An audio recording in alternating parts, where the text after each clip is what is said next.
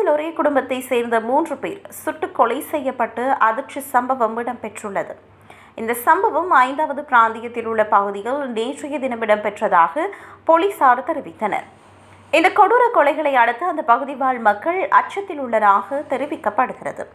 ஒரே குடும்பத்தைச் சேர்ந்த 3 பேர் 1950ஆம் ஆண்டுகளில் பிறந்த தம்பதியர் மற்றும் அவர்களின் 11 வயது வந்த மகள் சுட்டுக் கொல்லப்பட்ட நிலையில் காணப்பட்டனர். 2500 மக்களுடன் அமைதியாக இயங்கும் இந்த நகரத்தில் இரவு 8 மணியளவில் அவசர சேவைகள் சம்பவ இடத்திற்கு விரைந்தன. முதற்கட்ட விசாரணையில் இது மூவரும் சுட்டு கொலை செய்யப்பட்ட சம்பவம் என உறுதிப்படுத்தப்பட்டது. எனினும் கொலை செய்யப்பட்டமைக்கான காரணம் மற்றும் கொலையாளி தொடர்பில் எவ்வித தகவல்களும் இதுவரையில் வெளியாகவில்லை. தடயங்களை சேகரிப்பதற்காக அதிகாரிகள் உடனடியாக சம்பவ இடத்திற்கு வருகை தந்துள்ளனர். தேசிய ஜாந்தாமினர் விசாரணை குழுவும் சம்பவ இடத்தில் உள்ளதோடு ஒரு தடயவியல் மருத்துவரும் இன்று வருவார் என்று எதிர்பார்க்கப்படுகிறது.